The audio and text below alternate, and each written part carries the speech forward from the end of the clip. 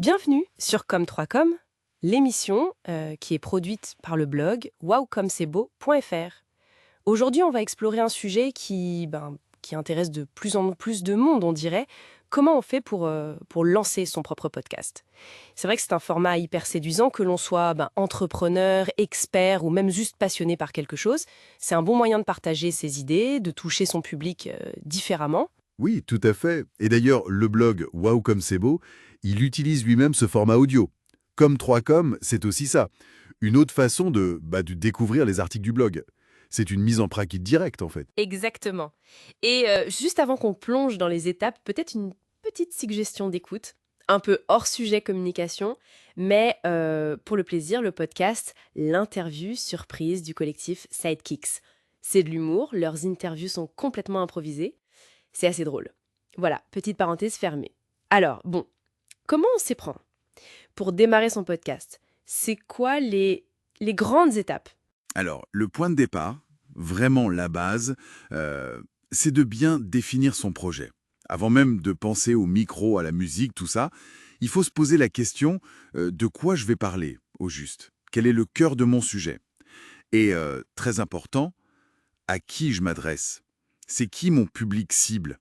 Avoir une vision claire, même si elle est simple au début, ça donne une direction, quoi. Oui, c'est vrai que sans cap, on peut vite partir dans tous les sens. Mais est-ce qu'il ne faut pas aussi se laisser une petite marge? J'imagine que le projet, il peut évoluer un peu une fois qu'on est lancé, non? Ah, mais complètement. Bien sûr, ce n'est pas gravé dans le marbre. Mais disons qu'avoir une intention de départ, ça aide beaucoup pour les premiers choix, comme le format et le nom. Ça, c'est notre deuxième étape. Est-ce qu'on veut faire des interviews, ou plutôt un format solo où on partage son expertise? Peut-être des reportages? Le format, il doit vraiment servir le sujet et correspondre à ce que l'audience visée pourrait aimer. D'accord. Et le nom, alors ça, trouver le bon titre, celui qui est accrocheur, facile à retenir et qui dit quand même un peu de quoi ça parle. C'est tout un programme, ça. Une fois qu'on a ça, on pense matériel, j'imagine. L'étape 3, c'est ça. L'équipement et les logiciels. Et là, attention, hein, pas besoin de transformer son salon en studio pro dès le départ, hein. Un bon micro, ça c'est vraiment la base pour que le son soit agréable à écouter. Un casque aussi, pour bien s'entendre et vérifier le son. Un ordinateur, évidemment. Et puis, un logiciel de montage audio. Franchement, il y a des options pour tous les budgets. Faut juste chercher un peu. Quand on dit bon micro, là, pour quelqu'un qui débute, sans vouloir casser sa tirelire, ça veut dire quoi concrètement? Un micro USB, par exemple, ça suffit? Pour commencer, oui, un micro USB, c'est souvent un très bon choix. C'est simple à brancher et la qualité est déjà très correcte. Plus tard, bien sûr, on peut regarder des micros XLR avec une interface audio, mais bon, c'est pas du tout obligé au début. L'important, c'est d'avoir un son clair, sans trop de bruit autour. D'accord, je vois. Alors, on est équipé, on passe à l'étape 4, l'enregistrement et le montage. Là, concrètement, on appuie sur record. Voilà, c'est un peu ça. Si possible, dans un endroit calme, hein, pour éviter l'écho ou les bruits de la rue, ce genre de choses. On enregistre son contenu selon le format qu'on a choisi. Et après, vient le montage. Là, on coupe les hésitations un peu trop longues, les blancs, les passages moins pertinents. On ajuste les niveaux sonores. C'est aussi à ce moment-là qu'on peut ajouter, si on veut, une petite musique, des effets sonores. Ce travail de post-production, ça améliore vraiment le résultat final. Mhm. Et pour que le podcast ait vraiment sa patte, sa couleur, on arrive à l'étape 5, l'identité sonore. C'est juste la musique d'intro et de fin, ça, ou c'est plus... Ça peut être ça, mais pas seulement. Ça peut être une petite nappe sonore discrète en fond, des jingles courts pour séparer les séquences, un son spécifique pour marquer une transition. Tout ça, ça aide à créer une ambiance qu'on reconnaît et ça peut aider à fidéliser l'auditeur. On peut trouver des musiques libres de droit sur Internet ou alors, si on veut un truc vraiment unique, faire appel à un compositeur. L'important, c'est que ça colle bien à l'esprit, à l'ambiance du podcast. Logique, oui. Bon, alors, l'épisode est prêt, il sonne bien, maintenant il faut que les gens puissent l'écouter. Étape 6, l'hébergement et la distribution.